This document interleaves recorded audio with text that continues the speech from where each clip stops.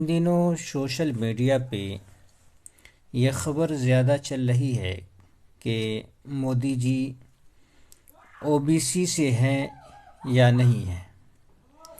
OBC कहें तो शूद्र जिसको बोलते हैं, जो आज से या आज भी, लेकिन आज़ादी से पहले, संविधान लागू होने से पहले जिन लोगों की ज़िंदगी जानवर की तरह थी, जानवर से भी बुरी थी, और धार्मिक पुस्तकों के अंदर भी कह लें कि जिनकी ज़िंदगी को जानवरों की तरह बताया है, जानवरों की तरह कीमती बताया है, जैसे कुत्ता, सूअर, बिल्ली, कौवा, मेंढक, इस तरह की ज़िंदगी लगभग दसियों धार्मिक पुस्तकों में इन्हीं जानवरों के बराबर इनकी जान को बताया गया है। लेकिन हकीकत में इन जानवरों से भी गिरी हुई, गुजरी हुई और दबी कुचली ज़िंदगी शूद्रों की थी, ओबीसी की। तो ये राहुल गांधी जी कह रहे हैं कि मोदी जी ओबीसी जाति से नहीं है, तेली जाति से हैं। देखें, ये राहुल गांधी की वीडियो है, उस पर आपको यूट्यूब पे बहुत ज़्यादा गर्दिश करती मिलेगी। और जबकि मोदी जी कह रहे थे कि सबसे बड़ा और असल ओबीसी यानी असल शूद्र तो मैं ही हूँ। मैं बताऊंगा कि राहुल गांधी गलत क्यों बोल रहे हैं और मोदी जी सही क्यों बोल रहे हैं। पहली मर्तबा मोदी जी, या यूँ कहूँ कि मोदी जी अगर अपनी ज़िंदगी में कुछ सच बोले हैं तो वो यही बोले हैं जिसको राहुल गांधी नकार रहे हैं। पहले देखिए राहुल गांधी का क्या है कि नरेंद्र मोदी ओबीसी पैदा नहीं हुए थे। आप लोगों को भयंकर बेवकूफ़ बनाया जा रहा है। नरेंद्र मोदी जी तेली जाति में पैदा हुए। उनके समुदाय को बीजेपी सरकार ने साल 2000 में ओबीसी का दर्जा दिया है। ख्याल है कि ये जो ओबीसी है वो निचली जाति को, उनकी पुरानी हालत को देखते हुए, जो हिंदू धर्म ने जिसके ऊपर बेइंतहा जुल्म किया था, जिसको इंसान से बाहर माना है, तो उसके बारे में ये बात थी। तो अगर इस हिसाब से, जैसे मोदी जी भी कह रहे हैं कि असल तो ओबीसी मैं ही हूँ, तो मोदी जी सही इस वजह से कह रहे हैं। और पहली मर्तबा मेरे ख़्याल से मोदी जी जो सच बोले हैं वो बिल्कुल जिसको सच कह सकते हैं। अब देखें, तेली, आप अगर आप मतलब क्या कहते हैं, उत्तरी हिंदुस्तान से हैं, उत्तर के इलाके से, उत्तरी भारत से, तो आपको पता होगा कि इन इलाक़ों के अंदर ये बात बड़ी मशहूर है कि अगर कोई इंसान सबसे पहले तेली का दर्शन कर ले तो उसका सारा काम, सारा दिन ख़राब हो जाता है। मनहूस तेली का चेहरा एक तरह समझे कि मुहावरा हो गया है कि तेली का चेहरा सुबह भी नज़र ना आवे। तो इससे भी आप समझ सकते हैं कि माशरे में कितने ये गिरे हुए थे। मैंने कई वीडियो में दिखाया है कि एक आदमी जो तेली पैदा होता है वो पिछले जन्म के किस पाप की वजह से पैदा होता है। हालांकि मेरे पास बहुत सारे सबूत हैं जो धार्मिक पुस्तकों में तेली जाति के बारे में जो कुछ कहा गया है, क्योंकि मैं जो भी बात करता हूँ वो धार्मिक पुस्तक ही से बात करता हूँ, इधर उधर से मैं बात नहीं करता हूँ। मेरी जितनी भी बात होती है वो धार्मिक पुस्तकों से बात होती है, उससे आगे मैं उससे निकल के बात नहीं करता हूँ। तो इस हिसाब से आप जो हैं देख सकते हैं यहाँ पे। अब देखें, तेली जाति तो खैर मोदी जी भी कह रहे हैं और धार्मिक पुस्तकों के अंदर भी है कि ये लोग, ये जो है हिंदू धर्म में इनका स्थान जानवरों से भी बदतर है। एक, मैं वैसे तो मैं बहुत सा दिखा चुका हूँ और बहुत सा कभी दिखाऊंगा, लेकिन ये मनुस्मृति का अध्याय 4 है, मंत्र 85 है। इसमें अगर आप देखेंगे कि क्या कहा गया है तो इससे भी आप को बात समझ में आ जाएगी।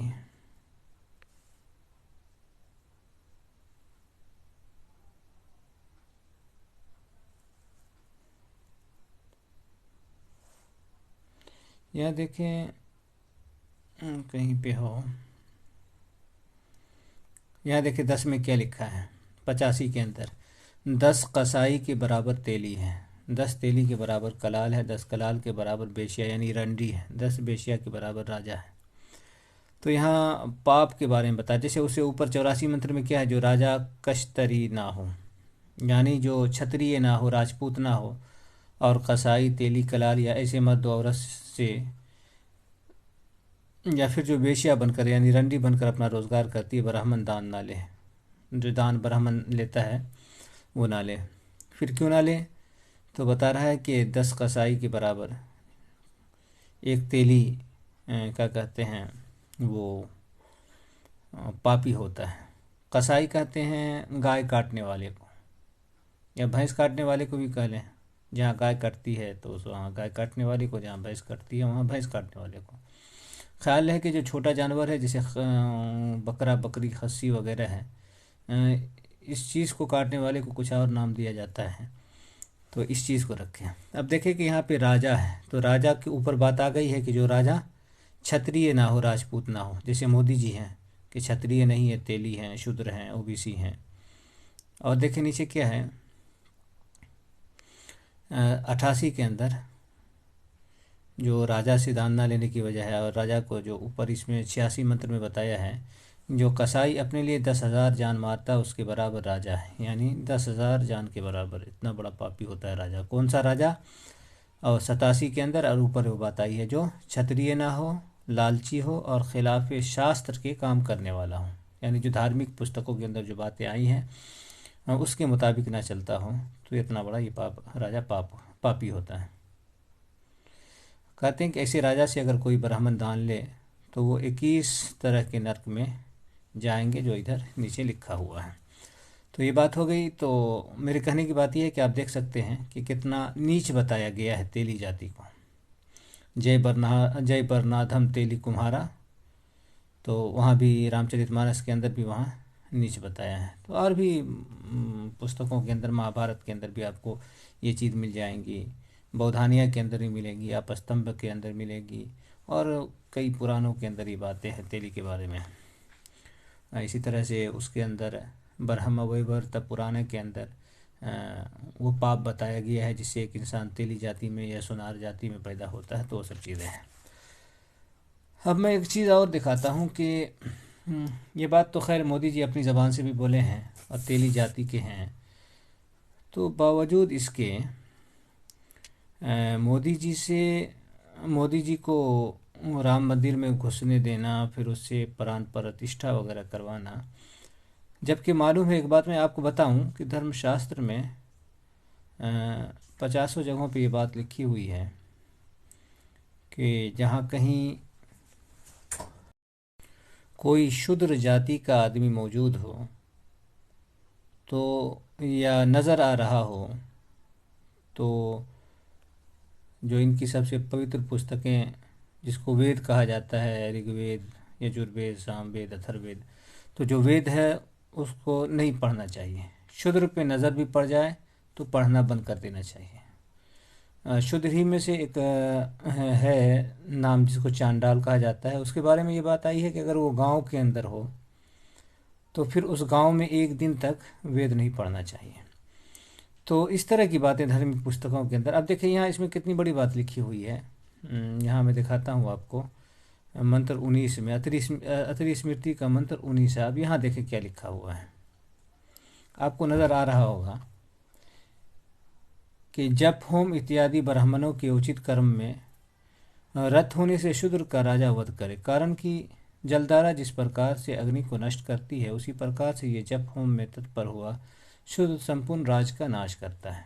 जप कहते हैं, हम अपनी ज़बान में भी बोलते हैं जप, जपना मानी नाम लेना, हरे राम राम राम वगैरह जो भी हो, तो ये जप है।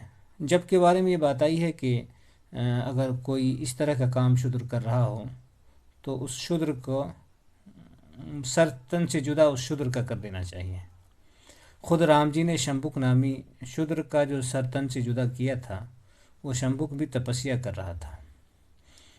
कहीं और है, किसी और स्मृति के अंदर 2-3 जगह ये बात मेरी नज़र से गुजरी है, वो लिखी हुई होगी कहीं पे। तो वहाँ भी तपस्या और ये सब वो सब 2-4 शब्द लिखा हुआ था, शायद कि इसी के अंदर है, अतिथि स्मृति के 200-300 मंत्र के अंदर भी होगा, खैर जहाँ भी हो। तो अब देख सकते हैं जो आपके सामने है, आपकी स्क्रीन पर है और पूरा है, अब देख सकते हैं कि क्या कह रहा है, आप साफ समझ सकते हैं। और फिर बावजूद इसके मोदी जी को मंदिर में जाना, मुझे नहीं लगता है कि ब्राह्मण इतना बड़ा रिस्क ले सकता है, यानी ब्राह्मण भगवान के साथ इतना बड़ा धोखा कर सकता है। लेकिन एक बात और ख्याल रखिए, मैंने कई वीडियो के अंदर सुना, आज शायद कि या कल स्वामी प्रसाद मौर्य जी कह रहे थे कि जितना भी कार्यक्रम हुआ है उसमें वो जो अंदर जितने भी लोग थे वो सारे बीजेपी के लोग थे, और जितने भी पुजारी थे, भक्त राम भक्त थे, वो सारे, वो जो घिराव लाखों करोड़ों थे, वो सारे वो घिराव बना दिया था, वो घिराव के उस पार थे। बाकी अंदर जितने भी लोग थे और कार्यक्रम वगैरह कराने वाले सारे बीजेपी के लोग थे। ये बीजेपी का कार्यक्रम था, ये बीजेपी का राम था, और वो सारा कारनामा जो है बीजेपी वालों का था। तो इस कारण से भी वो मतलब मोदी जी को के साथ, जानते हुए कि ये शुद्र है, अछूत है, अपवित्र है, सब कुछ जानते हुए, तभी तो वो शंकराचार्य लोग नहीं आए थे। शंकराचार्यों के ना आने का कारण यही था कि एक अपवित्र, एक अछूत, एक निचली जाति का आदमी अगरचे प्रधानमंत्री बन गया हो, लेकिन उससे वो तो नहीं होता ना। बल्कि आप इसी पुस्तक के अंदर देखेंगे, मनुस्मृति के अंदर भी और भी बहुत सारी पुस्तकों के अंदर ये बात लिखी है कि जहाँ कहीं शूद्र की हुकूमत हो तो ऊंची जाति का आदमी उस इलाके में, उसकी रियासत में, उसकी हुकूमत में ना रहे। तो इस तरह की बातें भी आपको देखने में मिलेंगी। तो सारी बातों को मिला करके आप समझ सकते हैं, या तो मोदी जी किसी और जाति के हैं, ब्राह्मण होंगे या फिर राजपूत होंगे, और ज़्यादा हमको लगता है कि ब्राह्मण होंगे, क्योंकि ब्राह्मण ही इतना झूठ और ब्राह्मण के अंदर ही इतना छल कपट होता है और किसी के अंदर नहीं होता है। या हो सकता है कि शूद्र हो तो ब्राह्मण इसको इस्तेमाल करता है, ये सारी बातें हो सकती है कि चलो थोड़ी देर के लिए धर्म को अपवित्र करके ही अपना उल्लू सीधा करते हैं। तो बहुत सारी बातें हो सकती है, लेकिन बात जो है ये कि राहुल गांधी का ये कहना कि मोदी जी ओबीसी से नहीं है, तो ये बात बिल्कुल गलत है। मोदी जी कह रहे हैं जो कि हम ही असल ओबीसी हैं, और माजी में यानी पिछले दौर के अंदर ब्राह्मणों ने, भगवानों ने जिसको पूजते हैं, और वो इनके साथ सबसे ज़्यादा अत्याचार किया है। जिस राम की पूजा करते हैं, जिस राम की मंदिर में आरती उतारने गए थे, उस राम ने ही इन लोगों के लिए कोई एक काम भलाई का नहीं किया था। वो राम ही इन लोगों के सबसे बड़े दुश्मन थे। तो ये सारी चीज़ें ओबीसी के अंदर, शूद्र के अंदर आ जाती हैं। तो खैर, आपके सामने मंत्र खुले हुए हैं, वो आप देख करके सोचते रहिए।